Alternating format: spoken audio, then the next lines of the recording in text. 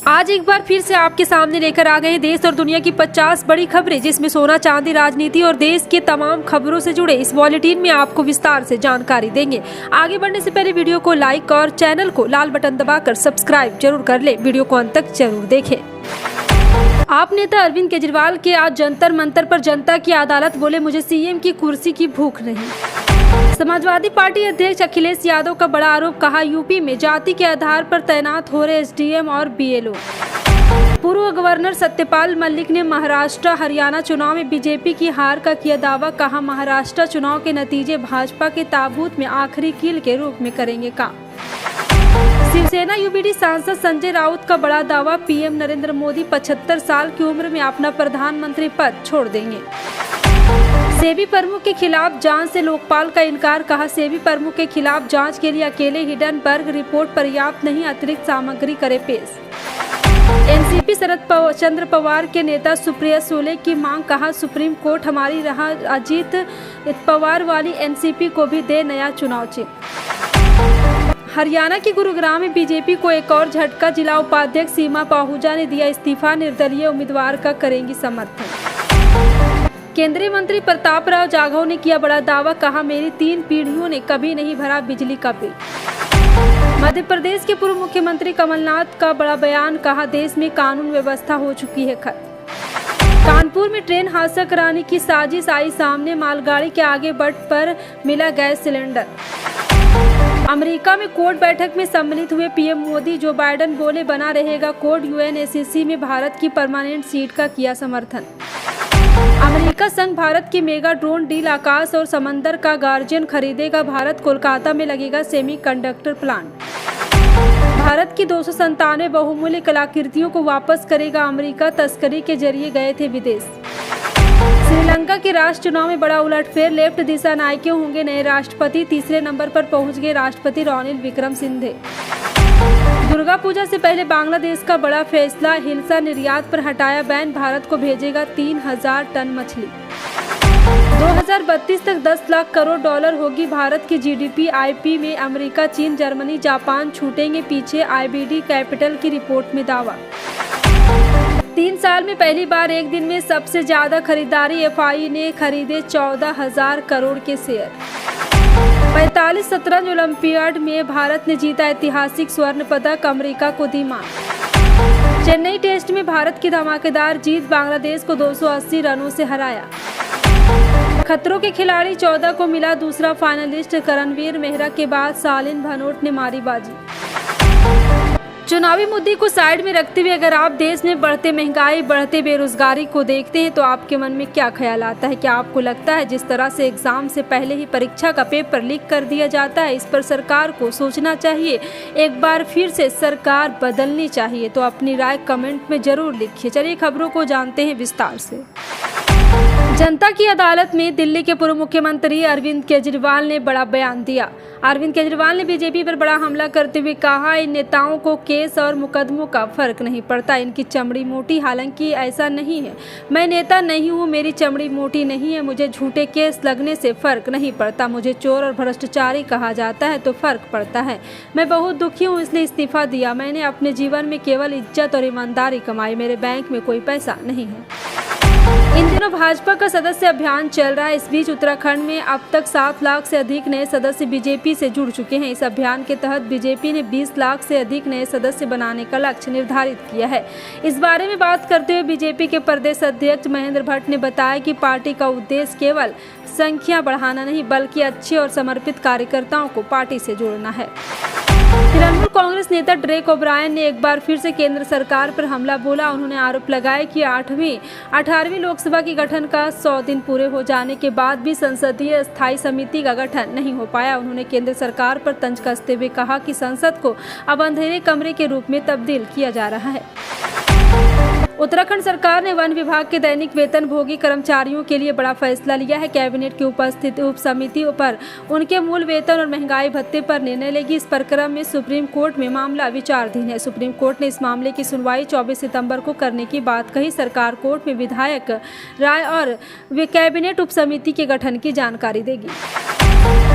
इन दिनों हरियाणा की राजनीतिक गलियारों में कुमारी शैलजा के भाजपा में शामिल होने की चर्चा जोरों पर रही है। इस बीच इस पर उचाना कला विधानसभा क्षेत्र से कांग्रेस प्रत्याशी विजेंद्र सिंह की प्रतिक्रिया आई। उन्होंने कहा, हरियाणा चुनाव में बीजेपी हताशा का सामना कर रही है। उन्हें अपनी पार्टी संभालने से कांग्रेस पार्टी में दिलचस्पी है। उनकी अपनी पार्टी का नैरेटिव काम नहीं कर पा रहा।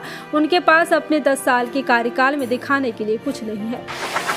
हरियाणा चुनाव को लेकर सभी राजनीतिक दलों ने चुनावी प्रचार प्रसार तेज कर दिया। ऐसे में इस बीच हरियाणा के मेहम में रोड शो के दौरान पंजाब के मुख्यमंत्री भगवंत मान ने बड़ा बयान दिया। उन्होंने कहा है कि मुझसे पूछा जाता है कि हरियाणा में आपकी कितनी सीटें आ जाएंगी। मैं उनको कहता हूं कि बहुत सीटें आ जाएंगी, तो वो कहते हैं कि सर्वे में नहीं आ रही। इस पर सीएम मान ने कहा है कि आम आदमी पार्टी किसी सर्वे में नहीं आती, सीधा सरकार में आती है। झारखंड में राज्यसभा की नैया सामान्य यात्रा 23 सितंबर से प्रारंभ होगी। गढ़वा जिले के वंशीधर नगर में आरंभ होगा। आपको बता दें कि झारखंड मुक्ति मोर्चा के महासचिव विनीत पांडे ने बताया कि 25,000 आम आदमी आम सभा, 75,000 सभा और 1,500 जगहों पर यात्रा का स्वागत समारोह होगा। आपको बता दें कि इसके पहले चरण में पलामू प्रमंडल के गढ़वा, डाल्टनगंज और लातेहार जिले में कार्यक्रम शुरू हो रहा है। इसका नेतृत्व मंत्री बेबी देवी और विधायक कल्पना सोरेन करेगी।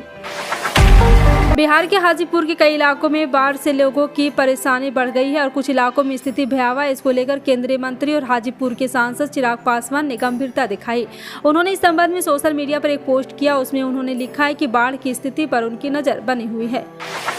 तिरुपति लड्डू प्रसाद विवाद पर आध्यात्मिक नेता और आर्ट ऑफ लिविंग के संस्थापक श्री श्री रविशंकर ने कहा, हमने इतिहास की किताबों में पढ़ा है कि 1857 में सिपाही विद्रोह कैसे हुआ था।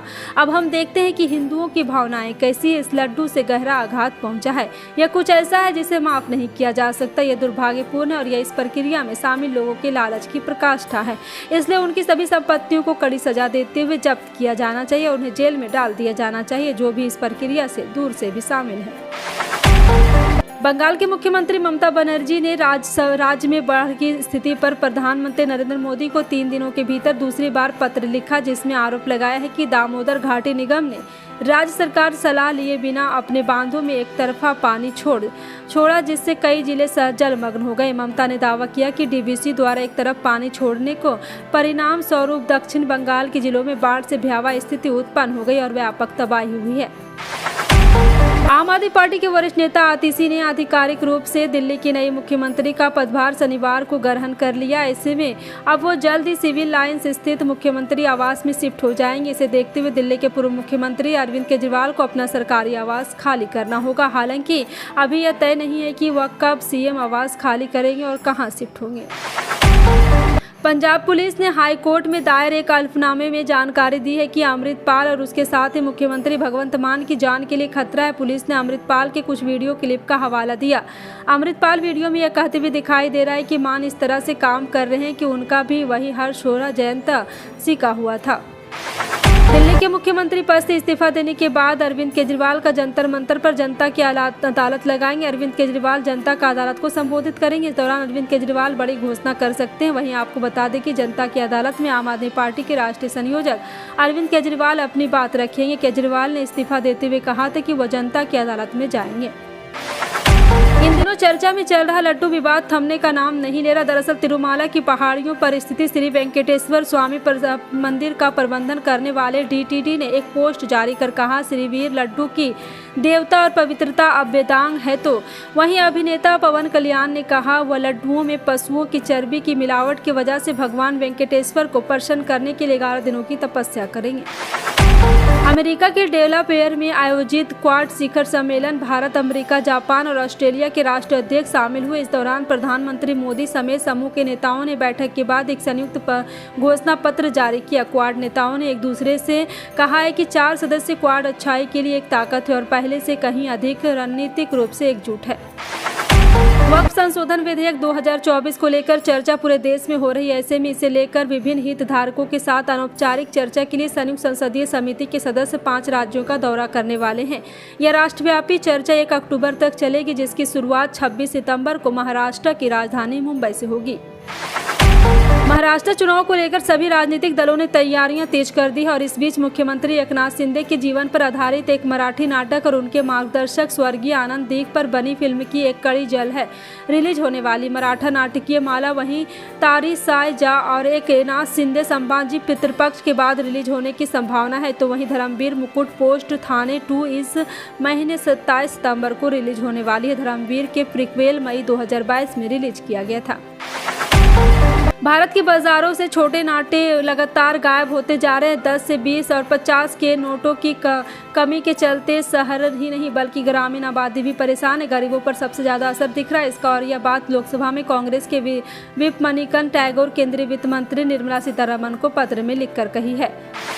हरियाणा चुनाव को लेकर चर्चा जोरों पर है। इस बीच सीएम सैनी ने कांग्रेस नेता कुमारी शैलजा के बीजेपी में शामिल होने की खबर प्रतिक्रिया उन्होंने कहा है कि कांग्रेस दलित विरोधी है, कांग्रेस दलितों का सम्मान नहीं करती। अगर कोई दलित नेता कांग्रेस में आगे बढ़ना चाहता है तो कांग्रेस उसे कुचल देती है। कुमारी शैलजा कोई छोटी मोटी नेता नहीं, वह कांग्रेस की बहुत बड़ी नेता है, दलितों के नेता है। फिलहाल आपका इन सभी खबरों पर क्या कहना है कॉमेंट सेक्शन में टाइप करके जरूर बताएं।